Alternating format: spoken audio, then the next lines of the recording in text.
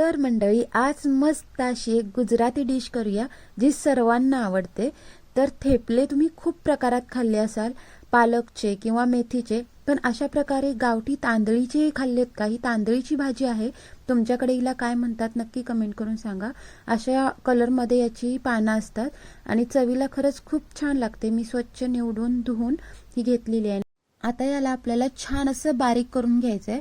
तर सगळ्यात बेस्ट काम करतं ते म्हणजे हा चॉपर।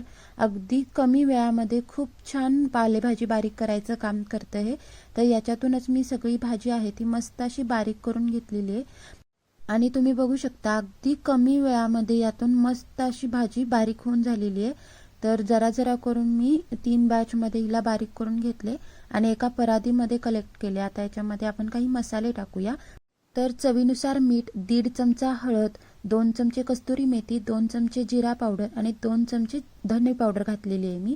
आता याच्यामध्ये आपल्याला 1 चमचा सर्व ओवा आहे तो हातावरती चोळून घालायचा आहे, म्हणजे त्याचा स्वाद आहे तो छान येतो। आणि त्याचबरोबर 1 चमचा पांढरे तीळ। तुम्हाला हवं तर याच्यामध्ये तुम्ही लाल तिखट टाकू शकता, पण मी ते मिरचीची पेस्ट टाकलेली आहे 1 चमचा। आता या सगळ्या मिश्रणाला छान असं चोळून घ्यायचं, म्हणजे मिठाने पालेभाजीला पाणी सुटतं। आणि मग त्याच्यामध्ये आपल्याला दही घालायचंय। दही किंवा तेल या दोन्हीपैकी एक गोष्ट घालायची, म्हणजे थेपले एकदम मऊसूत होतात, त्याचा रोल होतो मस्त असा आणि खूप दिवस टिकतात त्यासाठी। आता याला छान मी दहीला हलकासं मिक्स करून घेतलंय आणि आता याच्यामध्ये आपल्याला गव्हाचं पीठ घालायचंय। गव्हाचं पीठ मी 1.5 वाटी टाकलेलं आहे। तुम्ही जे चपातीसाठी वापरताना ते पीठ घेतलात तरी चालेल। आणि याला सुद्धा छान असं चोळून घ्यायचंय। दह्याचा ओलावा किंवा मिठामुळे जो पालेभाजीला ओलावा सुटलाय ना, त्या ओलाव्यामध्ये पीठ आहे ते आधी मुरडून घ्यायचं, म्हणजे पाण्याचं प्रमाण आहे ते कुठेच चुकत नाही। पिठाने सगळा ओलावा शोषून घेतला की वरून हलकं हलकं पाणी घालून आपल्याला घट्ट असं मळून घ्यायचंय। खूप अंदाज घेऊन पाणी घालायचं, पाणी जास्त झालं तर पीठ सैल होतं आणि थेपले पातळ लाटायला प्रॉब्लेम येतो। त्यामुळे पीठ आहे ते घट्ट मळून घ्यायचं, बघू शकता या पद्धतीने। आता शेवटला मी याच्यामध्ये अगदी चमचाभर तेल लावलंय, म्हणजे पीठ असं स्मूथ व्हायला मदत होते। तेल आहे ते सगळ्या बाजूनी व्यवस्थित पिठाला चोळून झालं की झाकून पीठ अगदी 5 मिनिटासाठी ठेवायचंय। खूप वेळ ठेवलात ना तर पीठ सैल होतं, कारण त्याच्यामध्ये मीठ वगैरे आपण घातलं होतं। अगदी 5 मिनिटाची रेस्ट दिल्यानंतर मी याला लाटायला घेतलंय। हाताने एकसारखं छान मळून घेतलंय आणि याचा असा लांबटसा गोळा करून घेतलाय, म्हणजे याचे छोटे छोटे गोळे करायला मदत होते। आणि सगळे गोळे एकसारखे तयार होऊन थेपले आहेत ते सगळे एका आकारात तयार होतात। तर इथे मी मीडियम आकाराचा गोळा आहे तो छान असा स्मूथ गोल करून घेतलाय आणि सगळे गोळे मी आधीच करून घेतलेत, म्हणजे आपल्याला थेपले आहेत ते लाटायला प्रॉब्लेम येत नाही। आणि लावण्यासाठी सुकं पीठ आहे ते सुद्धा मी गव्हाचंच वापरलंय। आता आपल्याला छान असं लाटून घ्यायचंय, जितकं शक्य होईल ना तितकं याला पातळ लाटायचंय, कारण थेपले खूप पातळ असतात।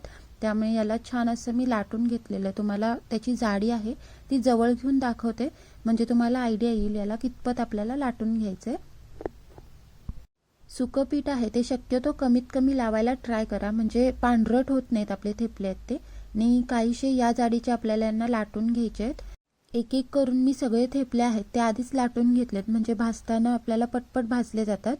तर इथे मी बटर वापरते, तुम्हाला हवं तर तुम्ही साजूक तूप किंवा तेल काही वापरू शकता। तव्याला आधी हलकंसर बटर लावून घ्यायचंय आणि त्याच्यावरती आपल्याला हे थेपले भाजायचे आहेत। गॅस आहे तो मीडियम ठेवायचा, एकदा का तवा चांगला तापला की मगच आपल्याला थेपले भाजायला घ्यायचे आहेत। आता दुसऱ्या साईडने सुद्धा मी बटर लावलंय आणि यांना आता आलटून पालटून छान दोन्ही साईडनं हलके डाग पडेपर्यंत भाजून घ्यायचंय।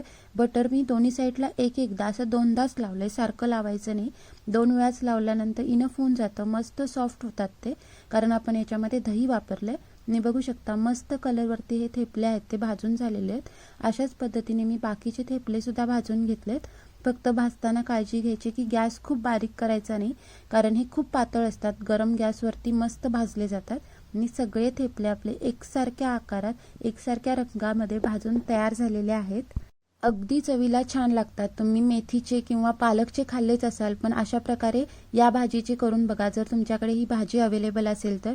खूप अप्रतिम लागतात आणि महत्त्वाचं म्हणजे तुम्ही याला प्रवासातही घेऊन जाऊ शकता, 10 दिवस यांना काही होत नाही। तर घरी नक्की बनवा, आवडेल तुम्हाला। आवडली रेसिपी तर रेसिपीला लाईक करा, शेअर करा, चॅनलला सबस्क्राईब करा। खा प्या मजा करा। अशाच रेसिपीसोबत पुन्हा भेटू। Bye bye.